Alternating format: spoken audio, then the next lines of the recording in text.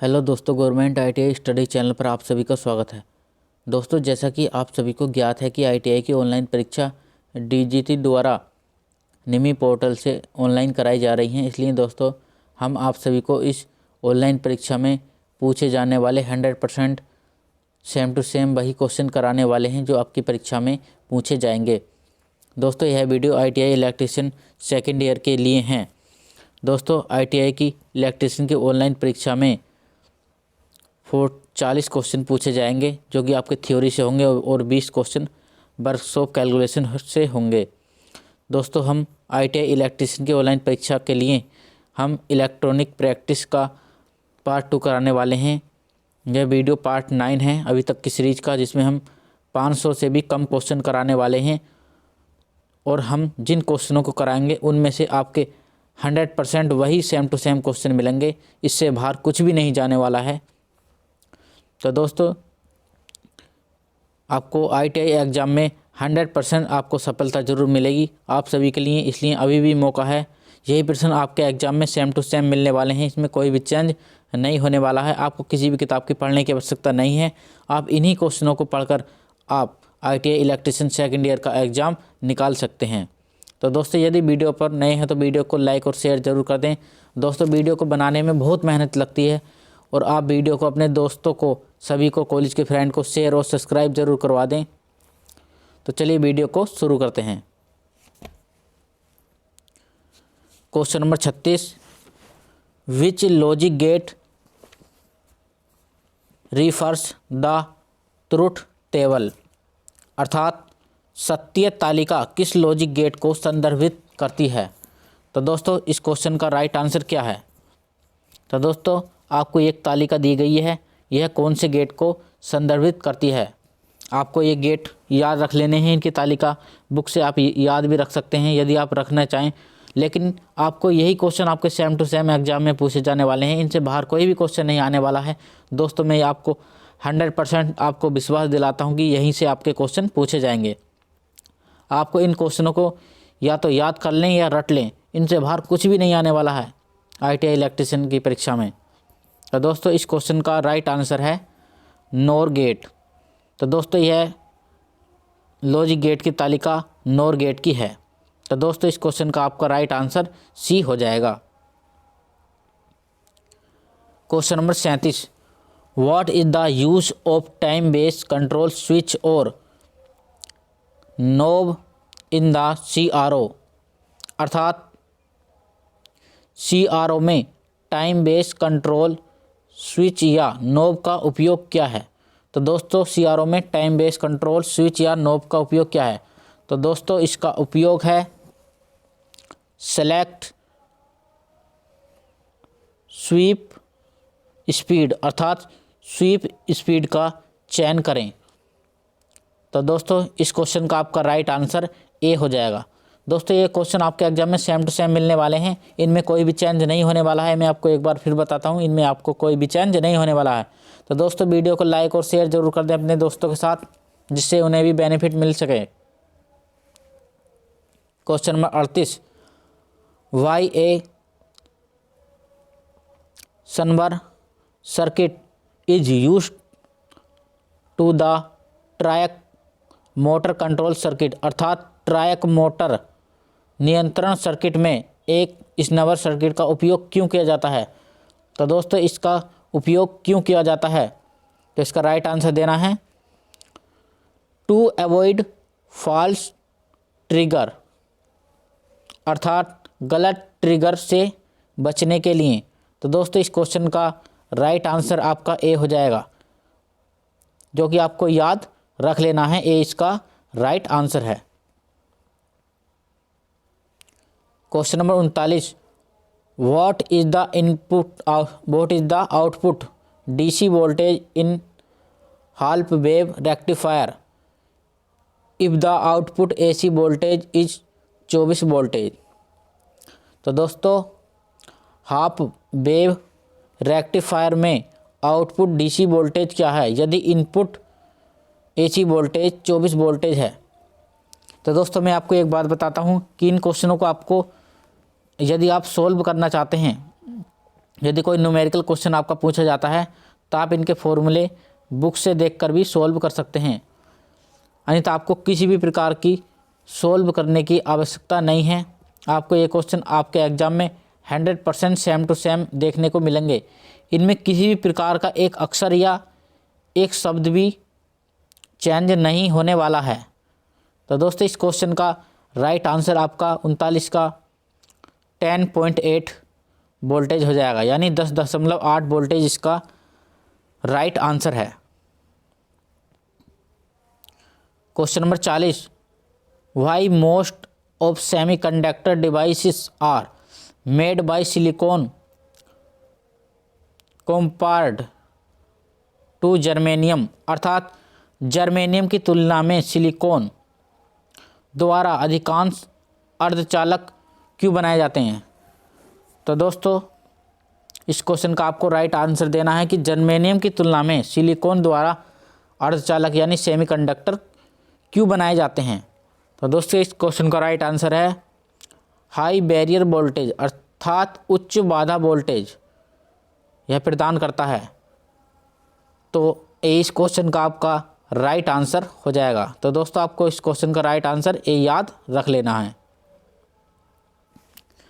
Question number 41, what is the output voltage if the centre top of transformer is open circuited in a full wave rectifier circuit, अर्थात यदि transformer का centre tap पूर्ण तरंग rectifier circuit में खुला हुआ है तो आउटपुट वोल्टेज क्या है।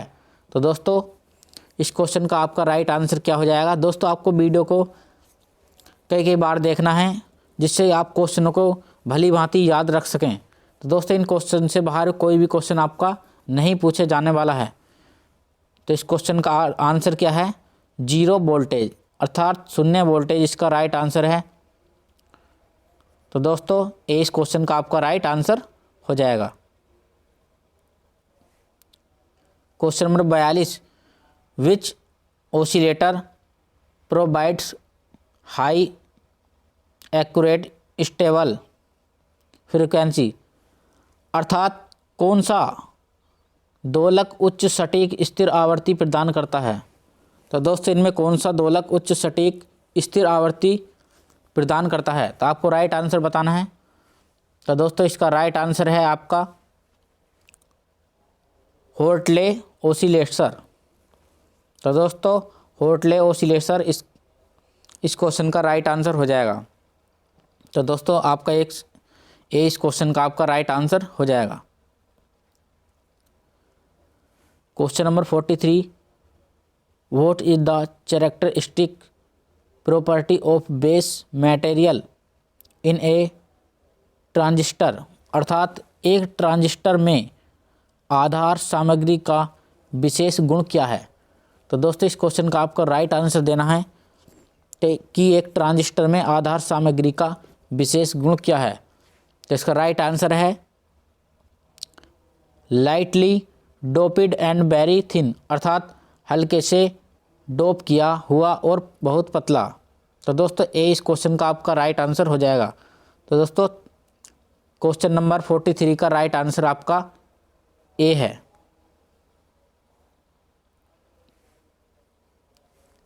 Question number 44, what is the type of amplifier, अर्थात एम्पलीफायर का प्रकार क्या है। तो दोस्तों आपको चित्र में दर्शाया गया है एक एम्पलीफायर। तो दोस्तों इसका प्रकार क्या है, यह कौन सा एम्पलीफायर है। तो दोस्तों यह क्वेश्चन आपके एग्जाम में पूछा भी जा चुका है। तो इसका राइट आंसर आपको बताना है। तो दोस्तों इसका राइट आंसर है कॉमन एमीटर एम्पलीफायर, अर्थात कॉमन एमीटर एम्पलीफायर इस क्वेश्चन का राइट आंसर हो जाएगा।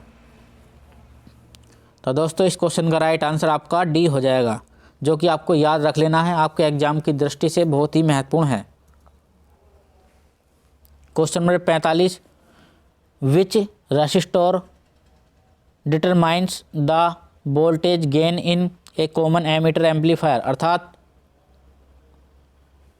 कौन सा प्रतिरोध एक सामान्य एमीटर एम्पलीफायर में वोल्टेज लाभ को निर्धारित करता है। तो दोस्तों इस एम्पलीफायर में कौन सा प्रतिरोध है दिया गया है जो एमीटर, सामान्य एमीटर एम्पलीफायर में वोल्टेज लाभ का निर्धारित करता है। तो दोस्तों आपको राइट आंसर इसका बताना है। तो इस क्वेश्चन का राइट आंसर आपका हो जाएगा RL, अर्थात ये RL हो जाएगा। तो सी इस क्वेश्चन का आपका राइट आंसर हो जाएगा RL, रेजिस्टेंस इस क्वेश्चन का राइट आंसर है। Question number 46, which multi vibrator produced a repeated pulse wave from output, अर्थात कौन सा मल्टी वाइब्रेटर आउटपुट वोल्टेज से दोहरावदार पल्स वेव पैदा करता है। तो दोस्तों इस क्वेश्चन का आपका राइट आंसर है स्टेबल मल्टी वाइब्रेटर, अर्थात स्टेबल मल्टी वाइब्रेटर इस क्वेश्चन का राइट आंसर है। तो दोस्तों ए इस क्वेश्चन का आपका राइट आंसर हो जाएगा ए। तो ए इस क्वेश्चन का आपका राइट आंसर है। Question number 47, why A feedback network is used in the oscillator, अर्थात दोलक में एक फीडबैक नेटवर्क का उपयोग क्यों किया जाता है। तो दोस्तों इसका उपयोग किया जाता है, आपको इस चित्र में दिखाई दे रहा है, इसका उपयोग क्यों किया जाता है, आपको एक चित्र भी है। दोलक में एक फीडबैक नेटवर्क का उपयोग क्यों किया जाता है। तो यह किया जाता है आपका two phase shift the signal by 180 degree, अर्थात सिग्नल को 180 डिग्री से फेज शिफ्ट करने के लिए, अर्थात सी इस क्वेश्चन का आपका राइट आंसर हो जाएगा। तो दोस्तों सी इस क्वेश्चन का आपका राइट आंसर है। दोस्तों ये क्वेश्चन आपके एग्जाम में सेम टू सेम पूछे जाने वाले हैं, इनमें कोई भी चेंज नहीं होने वाला है। तो दोस्तों आप इन क्वेश्चनों को याद कर के जाएं और वीडियो को बार बार देखें जिससे आपको क्वेश्चन याद हो जाएं। Question number 48, what is the main application of a field effect transistor, field effect transistor, अर्थात फील्ड इफेक्ट ट्रांजिस्टर FET का मुख्य अनुप्रयोग क्या है। तो दोस्तों इसका अनुप्रयोग क्या है, FET अर्थात फील्ड इफेक्ट ट्रांजिस्टर का मुख्य अनुप्रयोग क्या है। तो दोस्तों इसका आपको राइट आंसर बताना है कि इसका अनुप्रयोग क्या है।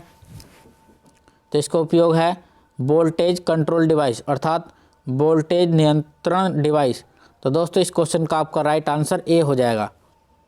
तो दोस्तों ए इस क्वेश्चन का आपका राइट आंसर है। दोस्तों वीडियो को ज़्यादा से ज़्यादा शेयर और लाइक कर दें जल्दी से अपने दोस्तों के साथ।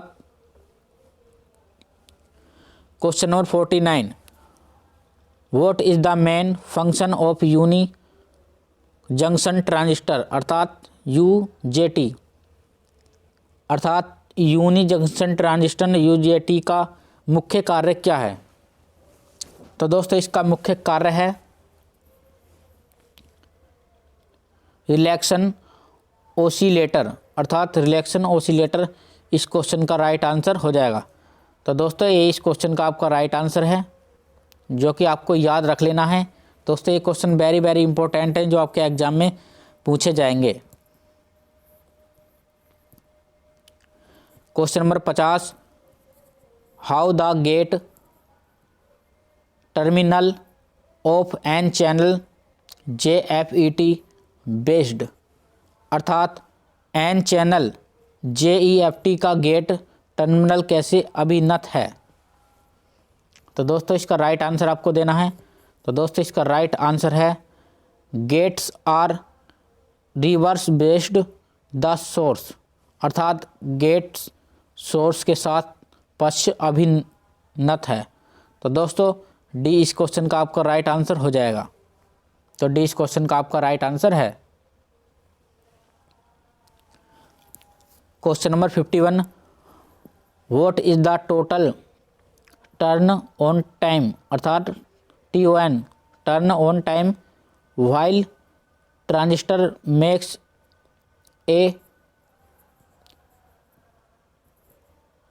Transition from B2 to B1 अर्थात ट्रांजिस्टर B2 से B1 में परिवर्तन करते हुए कुल टर्न ऑन टाइम क्या है।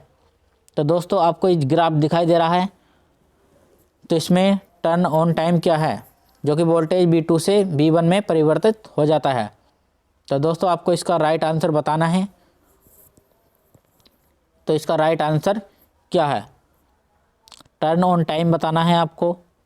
तो टर्न ऑन टाइम है TD से TR। दोस्तों इस चित्र में आपको शायद नहीं दिखाई दे रहा होगा, ये चित्र थोड़ा छोटा है,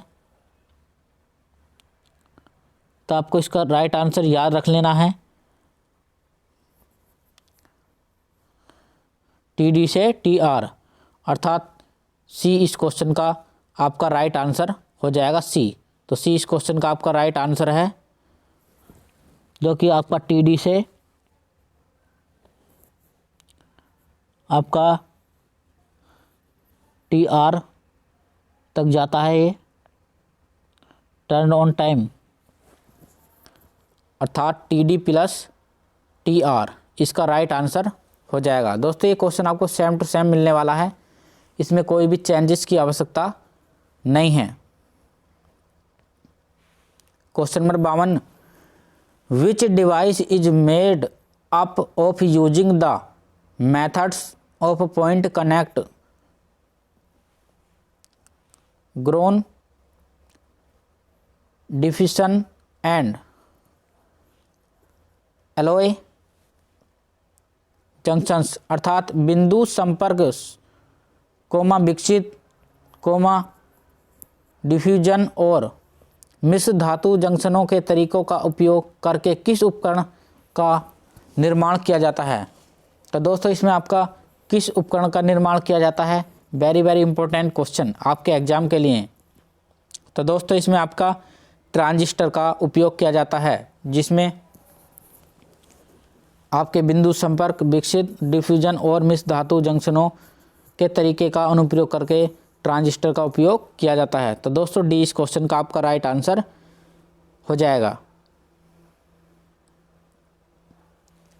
question number 53, why the collector region is physically made larger than emitter region in a transistor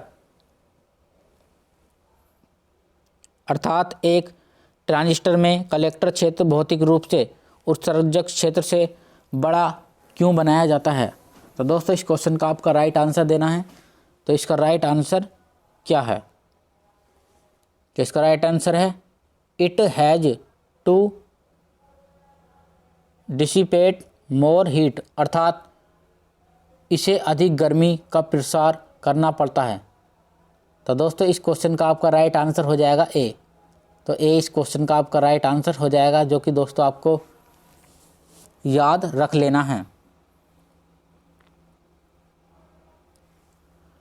question number 54, what is the function of a transistor if emitter to base to collector to base are forward वाइड्स अर्थात एक transistor का कार्य क्या है यदि ammeter से base और कलेक्टर से बेस तक अग्र अभिन्नत है।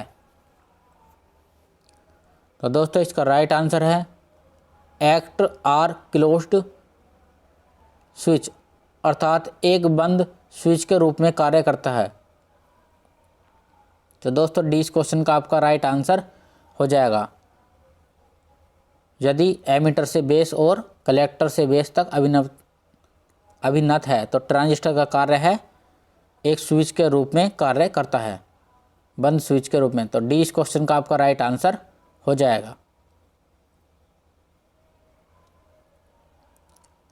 Question number 55, what is the main advantage of A class A amplifier अर्थात क्लास ए एम्पलीफायर का मुख्य लाभ क्या है।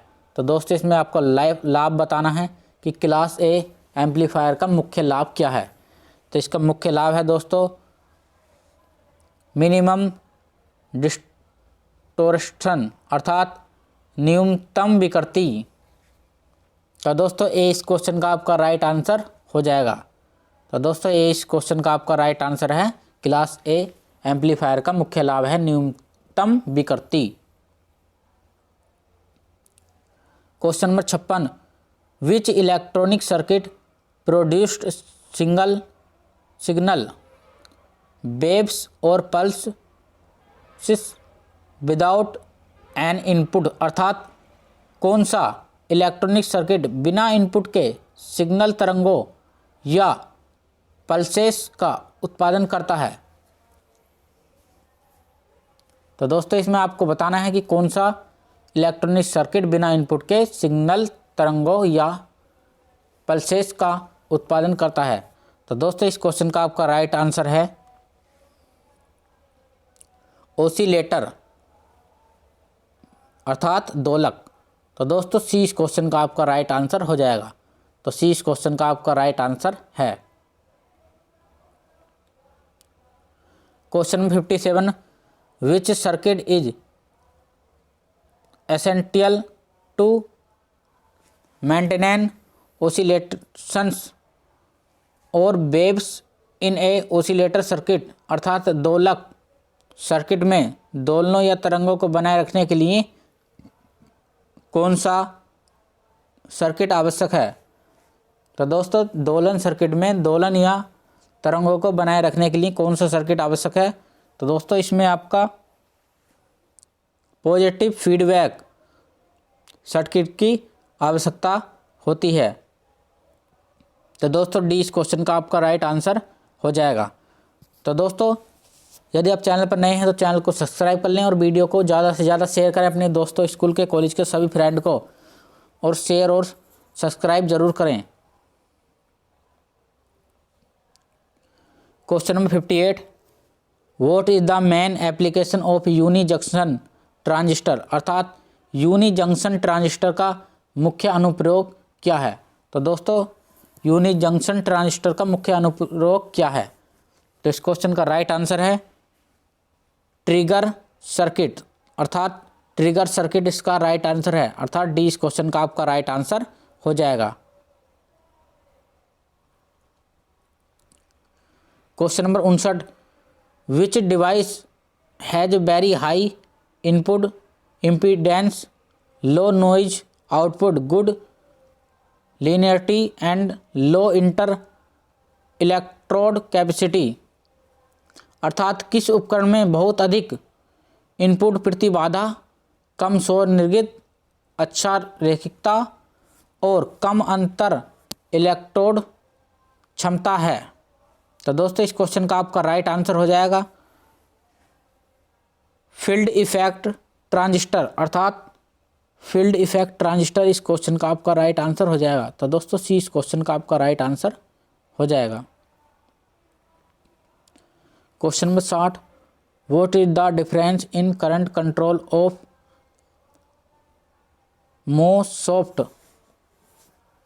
मोसेप्ट कंपेयर्ड ऑफ JFETs। अर्थात JEFTS की तुलना में मोसेप्ट के धारा नियंत्रण में क्या अंतर है। तो दोस्तों इस क्वेश्चन में इन दोनों का धारा नियंत्रण बताना है, इनमें क्या अंतर है। तो दोस्तों इस क्वेश्चन का आपका राइट आंसर हो जाएगा insulate layer instead of junction अर्थात जंक्शन के बजाय इंसुलेट परत। तो दोस्तों इस क्वेश्चन का आपका राइट आंसर ए हो जाएगा। तो दोस्तों वीडियो को लाइक और शेयर ज़रूर कर दें अपने फ्रेंड के साथ। Question number 61, what is the type of amplifier circuit अर्थात एम्पलीफायर सर्किट का प्रकार क्या है। दोस्तों आपको इस चित्र में दर्शाया गया है यह एम्पलीफायर सर्किट। तो दोस्तों इसका प्रकार क्या है। तो दोस्तों यह क्वेश्चन आपके एग्जाम में पूछा जा चुका है। तो इसका प्रकार क्या है। तो दोस्तों इसका क्वेश्चन का राइट आंसर है कॉमन कलेक्टर एम्पलीफायर, अर्थात आपका डी इस क्वेश्चन का आपका राइट आंसर हो जाएगा डी। तो डी इस क्वेश्चन का आपका राइट आंसर हो जाएगा। Question number 62, what is the peak voltage of 200 meter RMS AC voltage, अर्थात 220 RMS AC वोल्टेज पर पीक वोल्टेज क्या है। तो दोस्तों मैं आपको एक बार फिर बताता हूं कि इन क्वेश्चनों को आपको सोल्व करने की आवश्यकता नहीं है। यदि आप ITI एग्ज़ाम को पास करना चाहते हैं बहुत ही कम समय में, अर्थात कम समय में बहुत ज़्यादा अंक प्राप्त करना चाहते हैं, तो आप इन क्वेश्चनों के आंसर डायरेक्ट ही याद रख सकते हैं। यदि आपको फिर भी इन क्वेश्चनों को यदि सोल्व करना है तो आप अपने बुक से फॉर्मूला लगाकर आप इन्हें सोल्व कर सकते हैं। पीक वोल्टेज का फॉर्मूला लगाकर आप इन्हें सोल्व कर सकते हैं। तो दोस्तों इस क्वेश्चन का आपका राइट आंसर हो जाएगा 311.17 वोल्टेज, अर्थात 20 क्वेश्चन का आपका राइट आंसर हो जाएगा। तो दोस्तों ये क्वेश्चन आपके एग्जाम में सेम टू सेम पूछे जाने वाले हैं। इनमें कोई भी शब्द या अक्षर भी चेंज नहीं होने वाला है। तो दोस्तों आप इन क्वेश्चनों का आंसर डायरेक्ट ही याद रख सकते हैं। कुछ ही सोल्व करने के लिए न्यूमेरिकल क्वेश्चन है, मात्र 10% ही, जिनका आप डायरेक्ट आंसर भी याद रख सकते हैं। Question number 63, how the input impedance of CRO can be increased, अर्थात CRO के इनपुट प्रतिबाधा को कैसे बढ़ाया जा सकता है। तो दोस्तों इस क्वेश्चन का राइट आंसर है by adding resistance to CRO probe, अर्थात CRO में प्रतिरोध जोड़कर। तो दोस्तों इस क्वेश्चन का आपका राइट आंसर हो जाएगा, जिससे CRO की इनपुट प्रतिबाधा कैसे बढ़ाते हैं, तो इसमें CRO प्रोब में प्रतिरोध जोड़कर। तो दोस्तों इस क्वेश्चन का आपका राइट आंसर ए हो जाएगा। दोस्तों वीडियो को लाइक और शेयर जरूर कर दें अपने दोस्तों के साथ। वीडियो को बनाने में बहुत मेहनत लगती है, क्वेश्चन को कलेक्ट करने में, टाइपिंग करने में। Question number 64, what is the frequency of the displayed signal on CRO screen covered by 5 division with A time base setting of 0.2 microsecond, अर्थात 0.2 माइक्रोसेकंड के टाइम बेस सेटिंग के साथ 5 डिवीजन द्वारा कवर किए गए CRO स्क्रीन पर प्रदर्शित signal की आवृत्ति क्या है। तो दोस्तों इसमें फ्रीक्वेंसी बूझी है, यानी आवृत्ति क्या है। तो दोस्तों इसका आंसर आपको याद रख लेना है, जो कि आपको कम समय में यदि ITI में 100% अंक लाने हैं तो आपको इन क्वेश्चन का आंसर डायरेक्ट याद रख लेने हैं। आपको सोल्व करने की ज़्यादा आवश्यकता नहीं है, ना ही आपको किसी प्रकार के फॉर्मूले को याद रखना है। तो दोस्तों इस क्वेश्चन का आपका राइट आंसर हो जाएगा 1000 किलो हर्ट्ज। तो दोस्तों आपको इनका आंसर डायरेक्ट ही याद रख लेना है। तो डी इस क्वेश्चन का आपका राइट आंसर हो जाएगा। यदि आप इन क्वेश्चनों को सोल्व करना चाहते हैं तो आप इन क्वेश्चनों को सोल्व भी कर सकते हैं। हम आपको जल्दी इसलिए करा रहे हैं कि आपके एग्ज़ाम का समय है, जिससे आप कम समय में अधिक से अधिक नंबर को अचीव कर सकें। Question number 65, what defect with occur in the radio if the persistent pulsations are not removed from the input of the rectifier, अर्थात रेडियो में क्या खराबी आएगी अगर पल्सेशन को रेक्टिफायर के इनपुट से नहीं हटाया जाता है। तो दोस्तों रेडियो में आपको क्या खराबी आएगी बताना है आपको, अगर पल्सेशन को रेक्टिफायर के इनपुट से नहीं हटाया जाता है। तो दोस्तों इस क्वेश्चन का आपका राइट आंसर हो जाएगा हमिंग साउंड, अर्थात गुनगुनाती आवाज़। तो दोस्तों सी इस क्वेश्चन का आपका राइट आंसर हो जाएगा। जो कि दोस्तों आपको सेम टू सेम आपके एग्जाम में पूछे जाने वाले हैं। तो दोस्तों वीडियो को एक बार लाइक और शेयर जरूर कर दें अपने दोस्तों के साथ और बने रहें वीडियो में अंत तक। Question number 66, how does the depletion region behave, अर्थात रिक्तीकरण क्षेत्र कैसे व्यवहार करता है। तो दोस्तों रिक्तीकरण क्षेत्र कैसे व्यवहार करता है, तो दोस्तों इसका आपको राइट आंसर बताना है एज ए इंसुलेटर, अर्थात कुचालक के रूप में। तो दोस्तों इस क्वेश्चन का आपका राइट आंसर आपका बी हो जाएगा। तो दोस्तों आपको इन क्वेश्चनों के आंसर आपको याद करने हैं और वीडियो को बार बार देखना है, जिससे आपका रिवीजन बार बार हो सके, और अपने दोस्तों को भी शेयर कर दें जिससे उन्हें भी मदद मिल सके। दोस्तों यदि आप इस बार परीक्षा में पास नहीं होते हैं तो आपके लिए बहुत ही कठिन समय आने वाला है, जिससे आप परीक्षा में ऐसे ऐसे खतरनाक क्वेश्चन देखने को मिलेंगे जिससे कि आपको सोल्व भी नहीं कर पाएंगे, आपको बहुत ज़्यादा मेहनत करनी पड़ेगी। और इस बार जो हम क्वेश्चन करा रहे हैं ये आपके एग्ज़ाम में कंप्यूटर स्क्रीन पर 100% आपको इन्हीं में से देखने को मिलेंगे। यदि आपको ये क्वेश्चन नहीं मिलते हैं तो आप हमें कमेंट बॉक्स में बता दें। तो दोस्तों आपको 100% ये क्वेश्चन आपको देखने को मिलेंगे, इसमें कोई भी शंका की आवश्यकता नहीं है, हम आपको झूठ नहीं बोल रहे हैं। Question number 67, what is the power gain of CE amplifier with a voltage gain of 66 and beta of the transistor is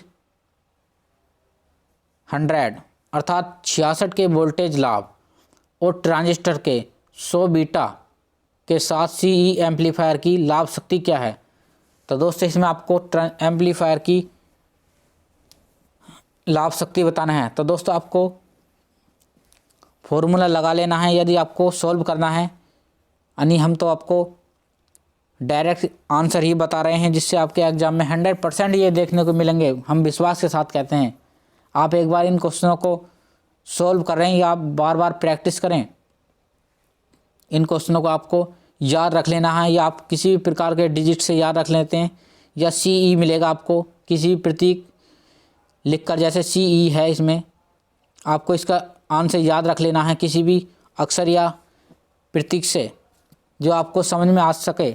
आपको 100% यही आंसर देखने को मिलेंगे। तो दोस्तों इसका लाभ शक्ति है 6600, अर्थात 6600 इस क्वेश्चन का राइट आंसर है।